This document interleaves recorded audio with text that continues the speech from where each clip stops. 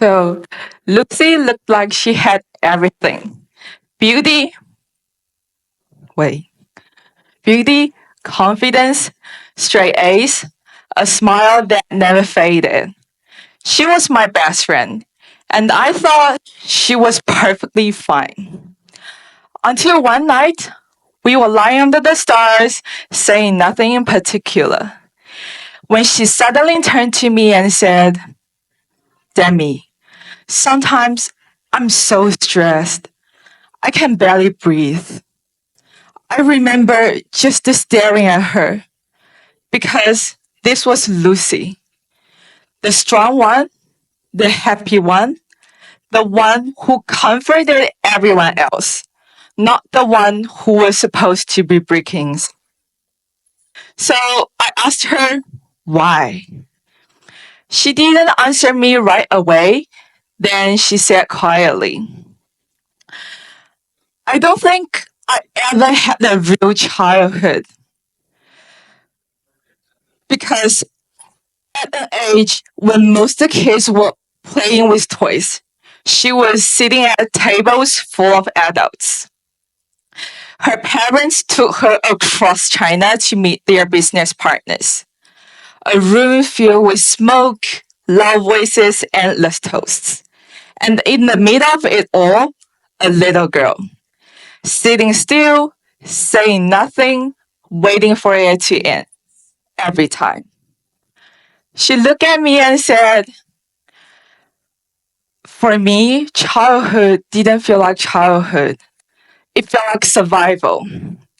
Because while other children were hanging out with their friends, she was learning how to behave like an adult. And when she became a teenager, it didn't get any easier. Her life turned into endless homework, weekend classes, math, physics, English, nonstop. I hate it, she told me. But I was terrified of falling behind because my childhood was a race. I couldn't stop running. I never got to enjoy being a kid. That night, I couldn't stop thinking about what she said. And I began to wonder how many of us living Lucy's story? How many of us are running, not because we choose to, but because we are afraid to stop? Our generation is slowly losing something precious, the innocence of childhood. Free time isn't real anymore. It's a luxury. And I started asking myself, why is this happening? I believe it comes from one powerful force, a hyper competitive society. But I didn't fully understand what that meant until last semester when when I began preparing my applications. For the first time, I wasn't just participating in the system. I was questioning it. And I started looking at this issue through three different lenses: philosophy, politics, and economics. And it led me to two simple but unsettling questions. Why do we study so hard? What is education actually for?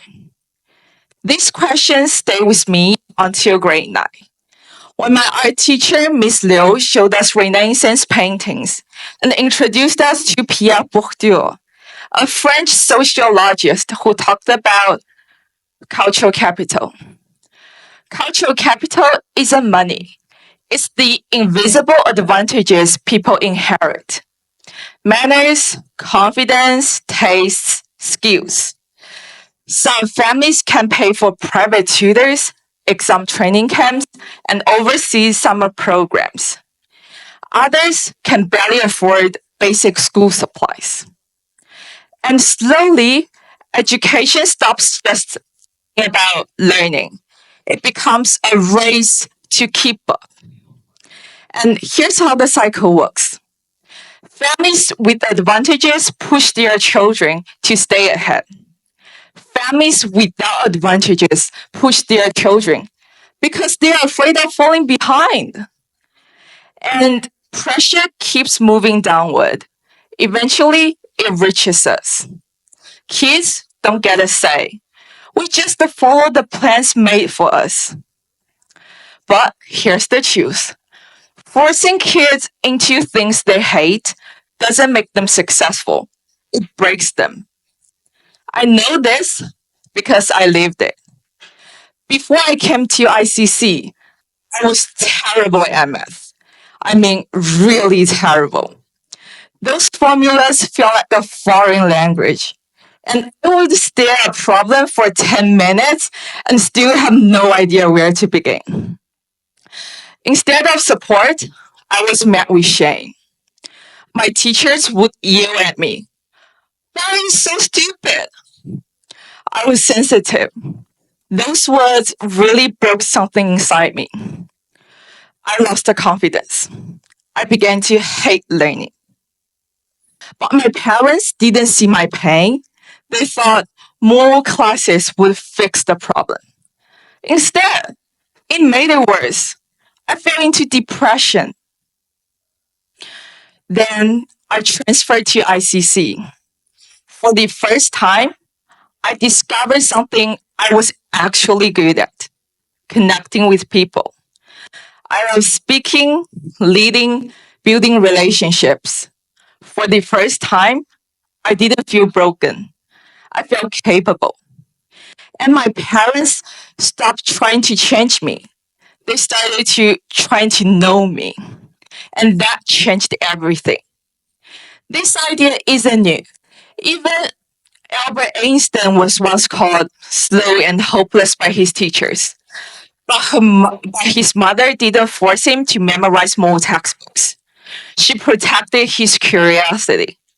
When he became fascinated by a compass, she didn't give him answer right away. She gave him space to ask questions. And that curiosity eventually changed the world. Einstein later said, I have no special talents. I'm only passionately curious. And this is the difference between pressure and purpose, between forcing a kid and the awakening one. The philosopher Jean-Jacques Rousseau wrote in Emile that education should follow the natural development of the child, not control it, not rush it, not replace it. Because education isn't about manufacturing successful people. It is about helping human beings discover who they are. Education isn't indoctrination, it is awakening. So, what can we do? First, parents, listen to your children. Their pain isn't laziness. Their passion on distractions, they are signals. Second, society. We should stop measuring human worth by productivity alone. And then to us, students, remember this. Your value is not defined by how fast you run. Mine was nearly lost in one. But I finally found my way back when someone gave us permission to be ourselves. So let's stop stealing childhoods. Let kids laugh, let kids explore, let kids breathe. Because the purpose of education isn't about create a perfect worker. It is to create whole human beings. And you cannot become whole if you never had the chance to simplify be a child. Thank you.